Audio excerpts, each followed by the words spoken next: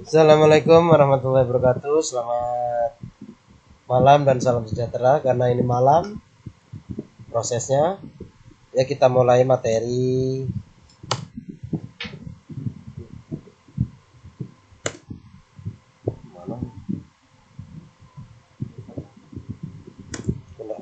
Mana jalan. Oke. Pengantar ekonomi mikro. Oke, untuk kelas 10 menuju 17 Samarinda, mohon diperhatikan. Oke, langsung kalian nanti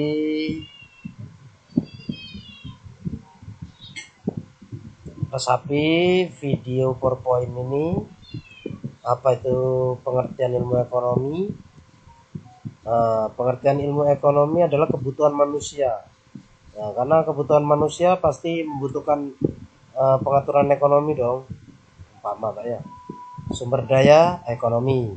Sumber daya ekonomi itu contohnya, jadi saling keterkaitan. Kebutuhan manusia itu dengan sumber daya ekonomi saling keterkaitan ya. Kebutuhan manusia yaitu tidak terbatas. Oke. Dan sumber daya ekonomi yaitu terbatas. Nah, kenapa tidak terbatas dan terbatas? Nanti Pak akan jelaskan lagi. Karena sumber daya ekonomi itu alternatif penggunaan. Ya. Dan selanjutnya kelangkaan. Kelangkaan masuk di kategori memilih. Ya, kelangkaan otomatis kalian kalau belanja di pasar kan, kalau kelangkaan lombok mahal pasti otomatis cari pedagang yang murah kan. Ya. Oke, next. Perhatikan, yaitu pembagian ilmu ekonomi. Pembagian ilmu ekonomi yaitu ekonomi deskriptif.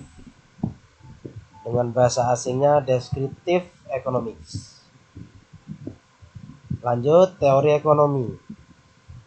Ekonomi terapan. Dan teori ekonomi itu terbagi menjadi teori ekonomi mikro dan teori ekonomi makro. Mikro tahu kan sudah, makro tahu juga kan. Oke, next. Lumayan ya, panjang. Metode ilmu ekonomi. Dunia nyata. Dunia nyata terbagi dalam abstraksi. Dunia nyata ada di aspek ekonomi. Apa itu aspek ekonomi? Kita bahas dunia nyata dulu, yaitu aspek non ekonomi. Ada pembahasannya semua nanti. Aspek ekonomi itu masuk kategori abstraksi. Sama juga. Lanjut, di variabel terpilih disertai asumsi mengenai hubungan antara variabel. Lanjut, yaitu membentuk dan kategori variabel di model analisis ekonomi. Kalian otomatis kan beli apa-apa pasti dianalisis, tidak sekalian langsung uang 500.000 langsung dihabiskan total, tidak mungkin kan. Ya, itu yang disebut dengan analisis. Pintar-pintar pembelanjaan. Oke, next yaitu deduktif. Kesimpulan teoritik. Misalnya ilmu ekonomi ini kalau betul-betul banyak pengertiannya ya. Abstrak universal. Bagus juga orang yang bikin. Ya, lengkap.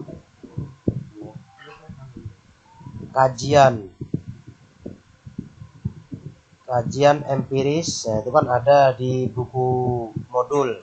Nanti kalian cari sendiri masalah pokok ekonomi. Next, apa itu atau bagaimana? Bagaimana untuk siapa? Apa? Bagaimana untuk siapa? Ya kan pasti otomatis kita sebagai makhluk sosial membutuhkan perilaku ekonomi, yaitu apa? Masalah pokok ekonomi. Apa pokok ekonominya? Bagaimana masalah pokok ekonominya? Untuk siapa masalah pokok ekonominya? di keluarga kalian tuh pasti ngalami.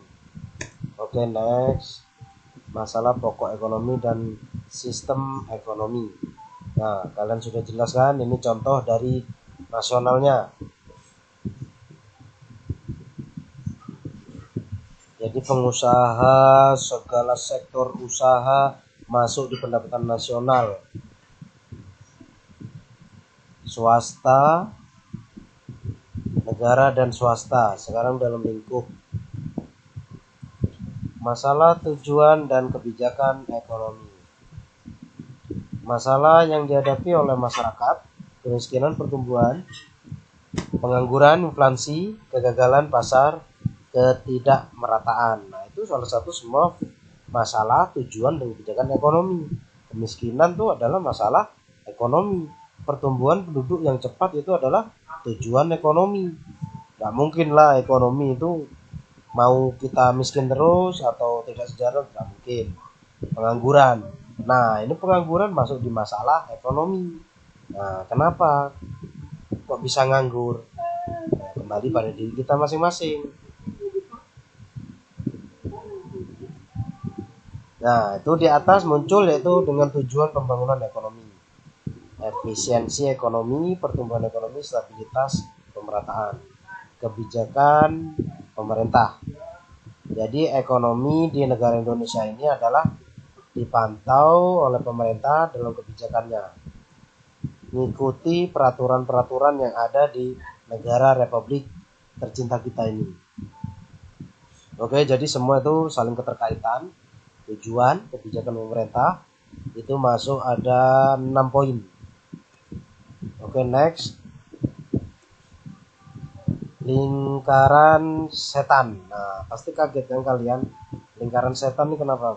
Bahayanya lingkaran setan ini masuk di masalah ekonomi. Kenapa kok disebut lingkaran setan? Nah, kemelutnya faktor ekonomi di sini bisa menimbulkan vicious circle, yaitu kemiskinan. Ya, itu di situ kalian harus pintar-pintar memanajemen ilmu ekonomi. Nanti kalian akan mengalami sendiri setelah lulus sekolah. Pasti itu. Mau kalian kerja sendiri nanti dapat uang, nanti kalian akan merasain sendiri. Pendapatan rendah. Nah, ini masuk kategori tabungan rendah. Nah, masuk kategori juga. Kalau kita pendapatan kerjanya pendapatan rendah, otomatis tabungannya rendah juga. Investasi rendah. Nah, investasi ini kecuali kalian nanti punya perusahaan sawit atau jadi bos teh 2 daun. Nah, ini boleh investasi. Jangan sampai investasi rendah. Kalau bisa investasi itu dibesari. Karena untuk modal kita perputaran dalam ekonomi. Modal dan SDM rendah. Nah, ini sangat. Makanya pentingnya sekolah, guru mengasih tahu untuk menjadi baik-baik, ya tujuannya untuk kalian ke depannya menjadikan SDM yang lebih baik ke depannya, lebih unggul, bukan menjadi SDM yang rendah ke depannya. Nggak mungkin, namanya aja sekolah, pasti menuntut ilmu dan pengetahuan lainnya. Oke, paham? Lanjut. Produktivitas rendah. Nah, ini kebanyakan main game, produktivitasnya rendah, kemauan tinggi. Nah, itu bahaya, harus dibuang jauh-jauh, harus pintar-pintar bagi waktu. Nah, ini semua dalam lingkaran terkait dengan masalah ekonomi. Pendapatan rendah berhubungan dengan tabungan rendah, investasi rendah berhubungan dengan modal dan SDM rendah, dan berhubungan juga produktivitas rendah. Nah, di sini semua kalian nanti akan menyikapinya sendiri. Oke, cukup sekian dan terima kasih. Kembali